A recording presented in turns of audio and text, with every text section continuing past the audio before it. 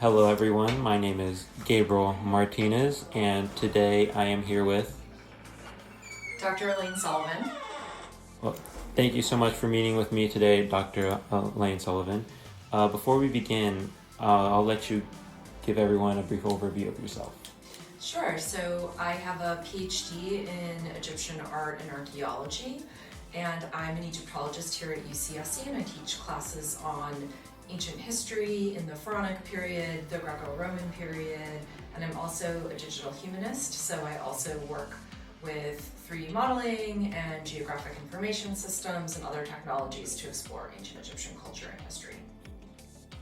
Thank you. That's actually really interesting. I actually might talk to you about that later. Sure, great. Anyways, my previous interview, I interviewed Professor Martin de Vecca on Greek, Hindu, and Aztec culture. With you today, I'm hoping you can give me some insight on ancient Egypt in terms of Osiris, the god of the undead. Great. Yeah, so Osiris is one of the most important deities in ancient Egyptian culture. We have a number of mythological stories about him. They don't all align perfectly. The Osiris myth has been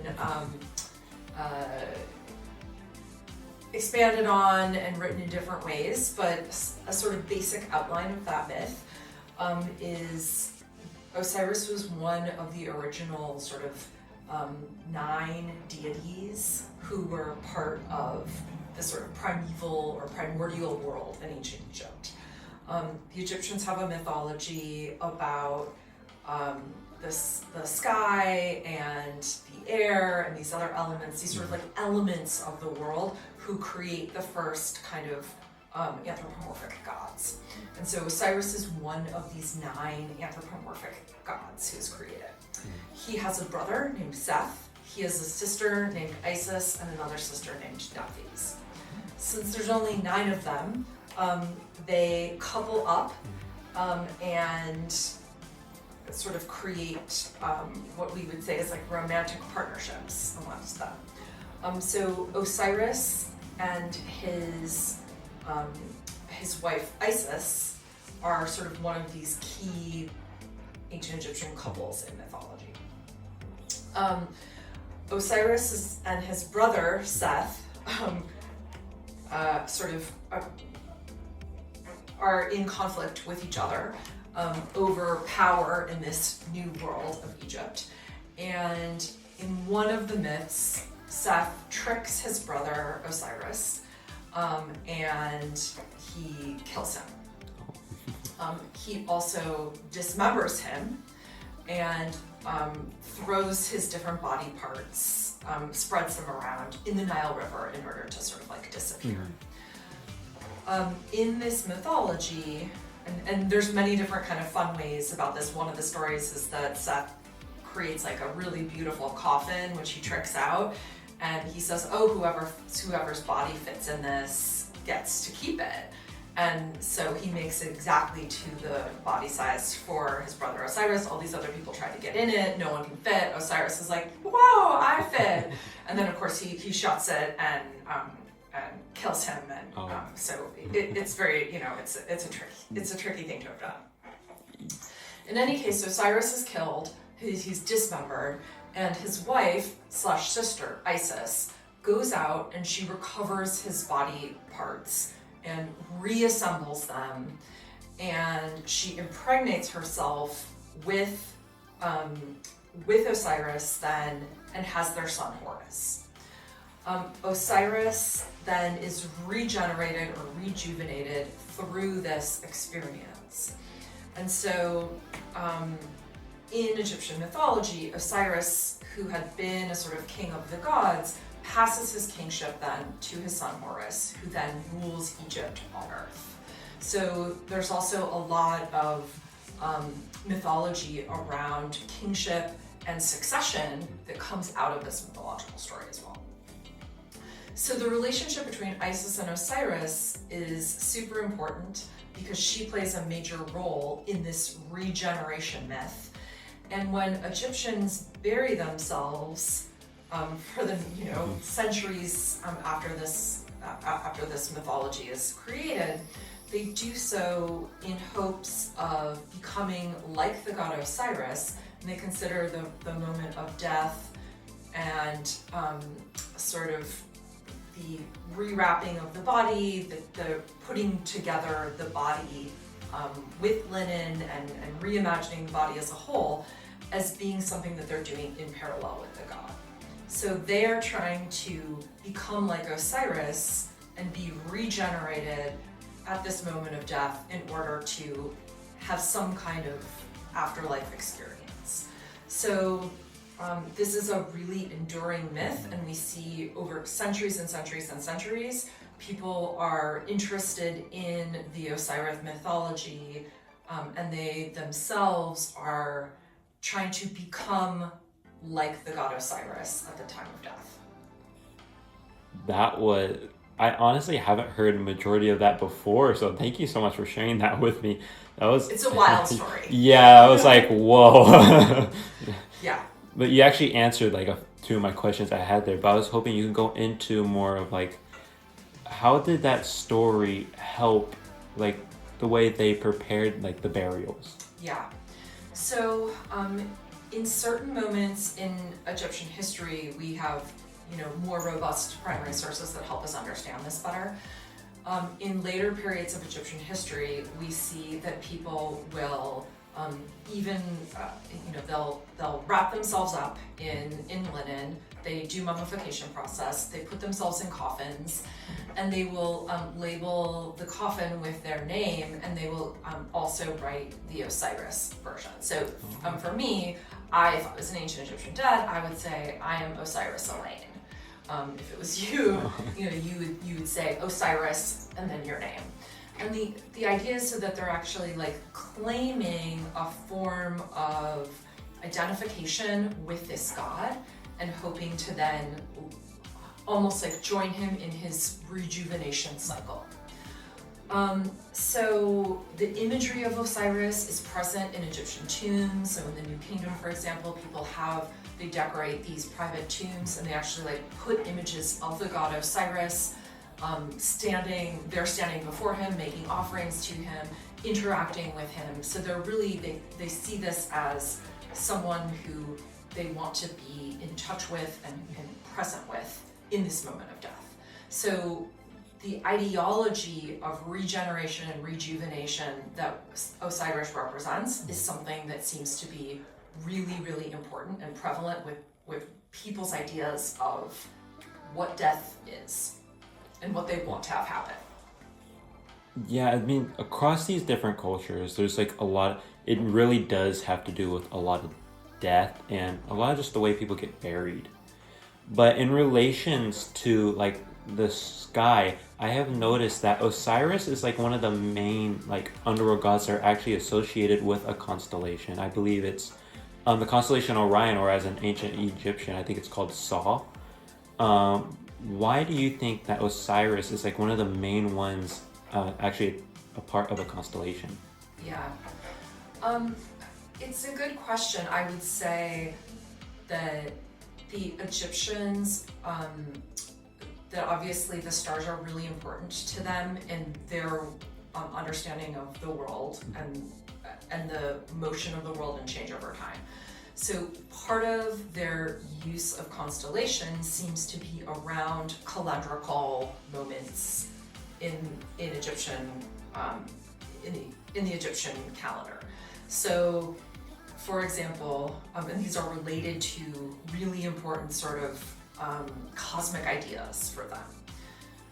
So we have the Sirius, who rises each year after having disappeared for 70 days, and who's now, seen again on the horizon in early summer. And the Egyptians have figured out what is the timing of that versus the rising of the Nile every year.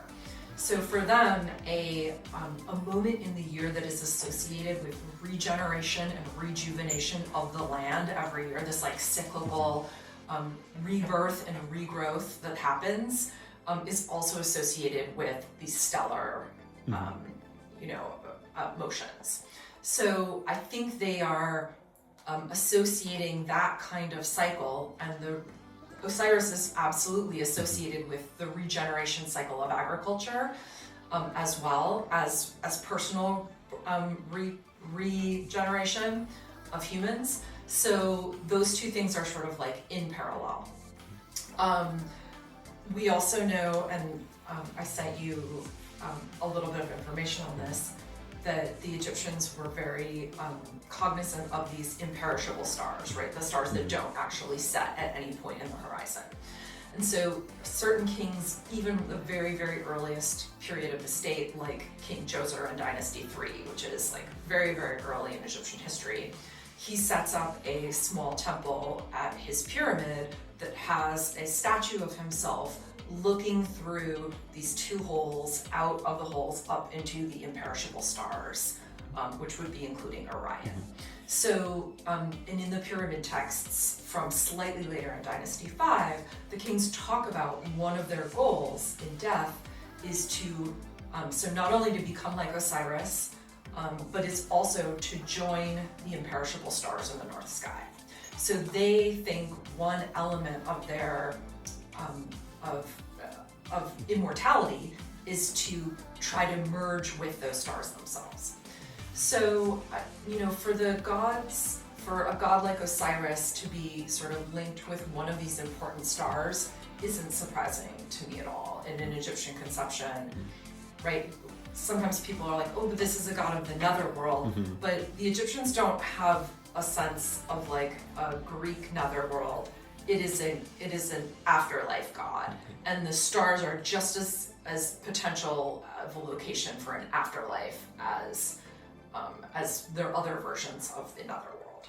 I didn't think of it that way, because they always think of it as like a netherworld, or this. Actually, I think this brings up one of my like general questions I have here, which is, so the way that different cultures, they think of it either as like realms or as like a layered universe in terms of the cosmos. Why do you think that is? Yeah, I mean, it's hard to actually concretize where do the Egyptians think the netherworld is. So in one of their mythologies, they have this idea that the sun, descends and it goes around in a sort of like alternative Egypt land that is below where we are, right? Because they see that the sun sets in one side, the west, and then rises in the east. So they have this sense that the sun is traveling around, right? They know that the sun travels during the day, so they assume that the sun is traveling in this other zone at night. So that's like one zone of this other world that seems to exist in their conception. But then they also have this sense that the gods are part of these in the stellar zone as well. So they have that sense of like, that is also a place where the gods are present. So I wouldn't say, and some of the other funerary texts and literature talk about the netherworld as a place that looks just like Egypt, and it's filled with plenty and grain, and there's a beautiful Nile, and everyone is happy, and there's no affliction.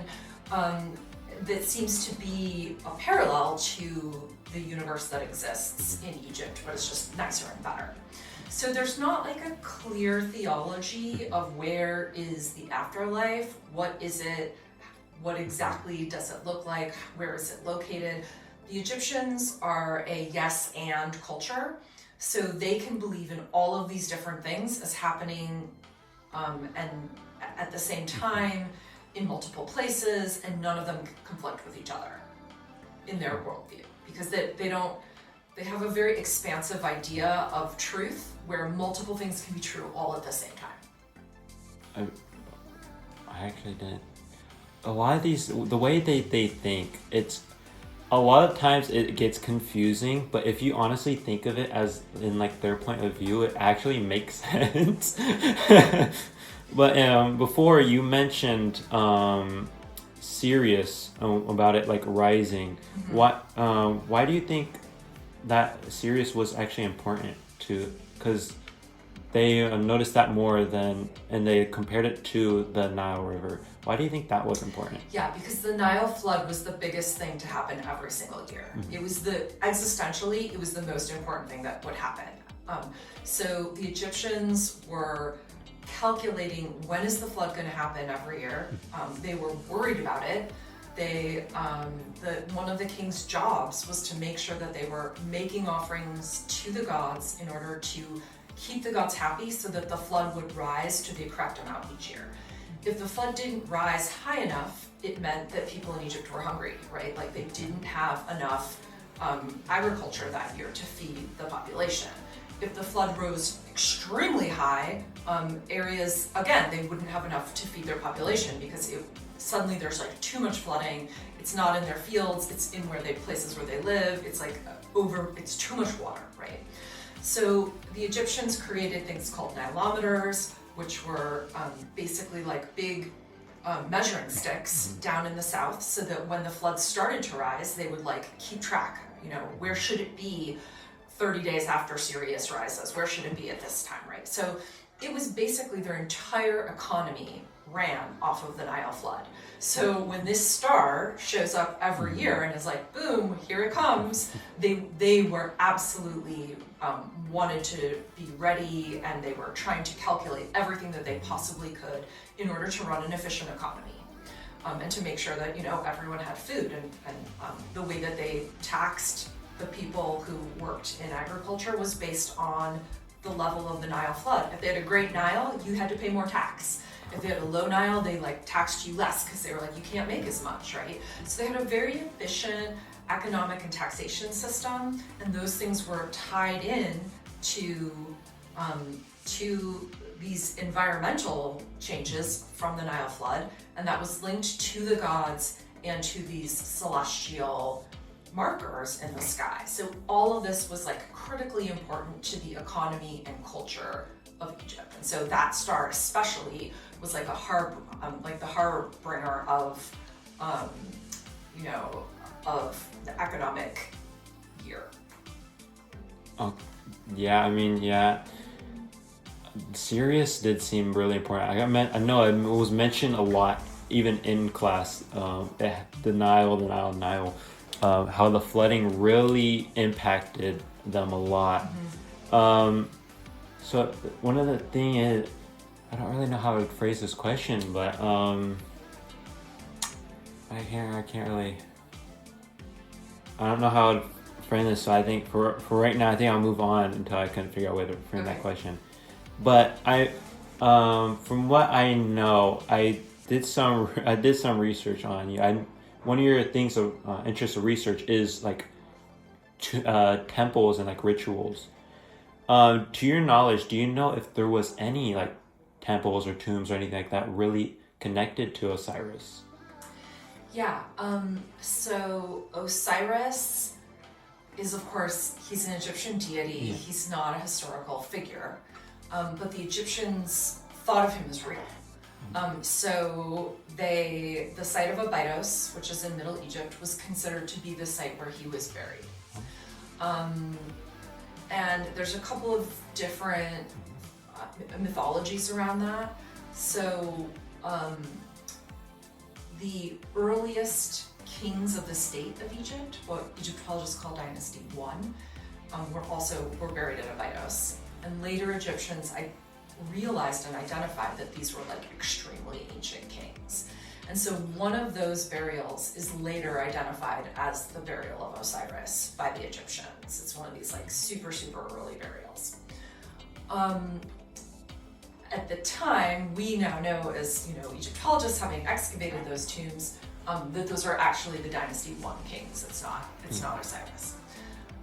But because of the importance of this site and the idea that this was the place where Osiris was buried, a number of kings also built temples and other sort of memorials to Osiris.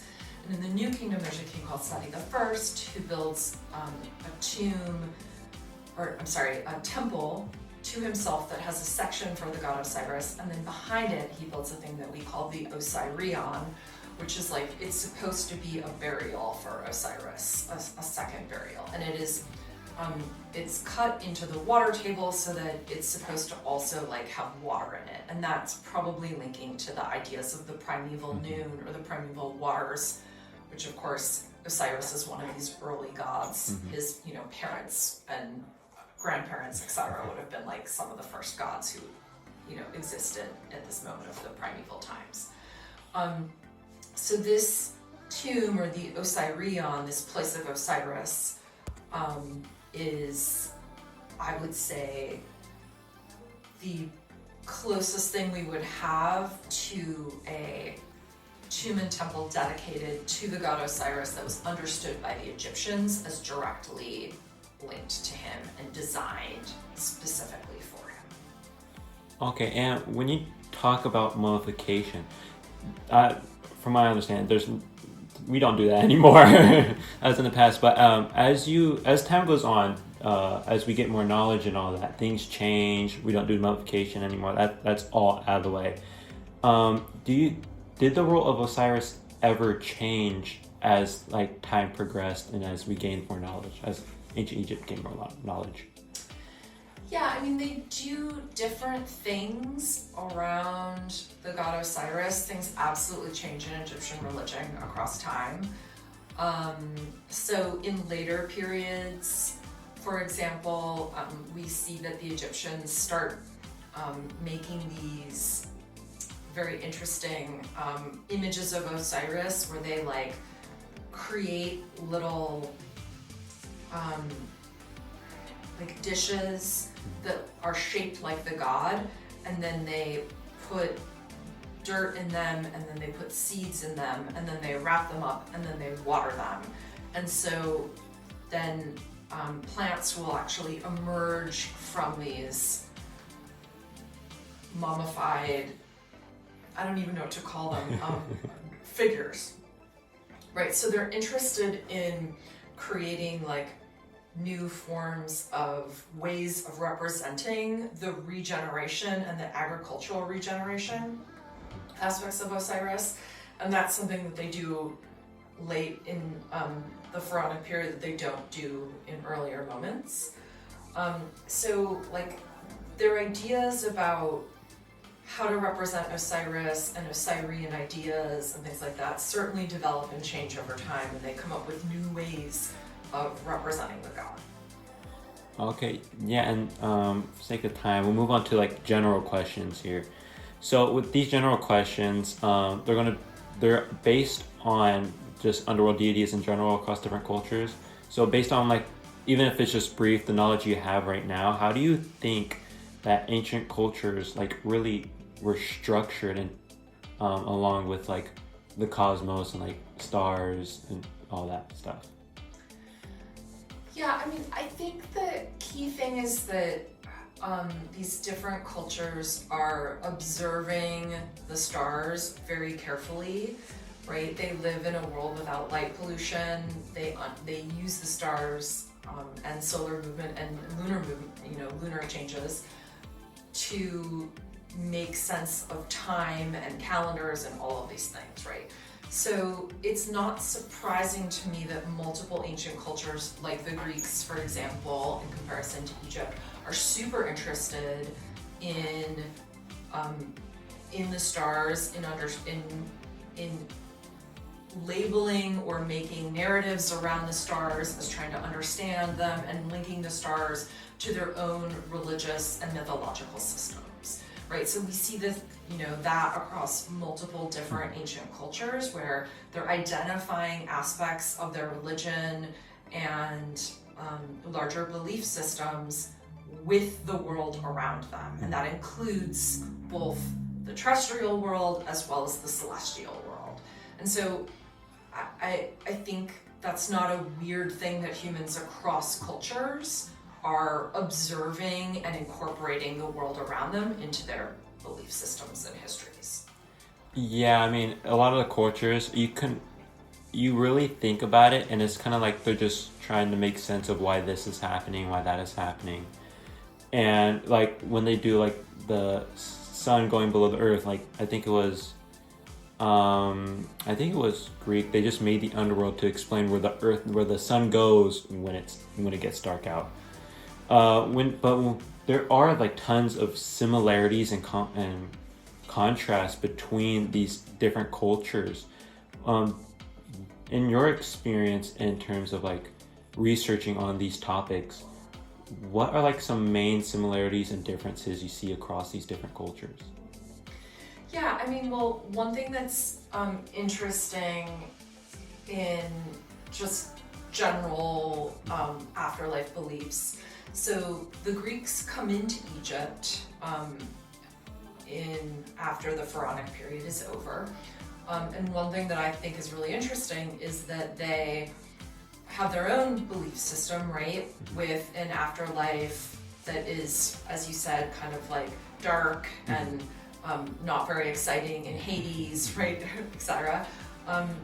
And many Greek people who come into Egypt, they learn about the Osiris mythology, this idea of regeneration. They learn about solar cycle myths, so that includes this idea that the Egyptians have, right, that the sun goes down and it is reborn every day in the east, and that individuals can also be part, just like they can be part of this Osiris cycle, they can be part of the solar cycle for rebirth in this sort of more positive worldview.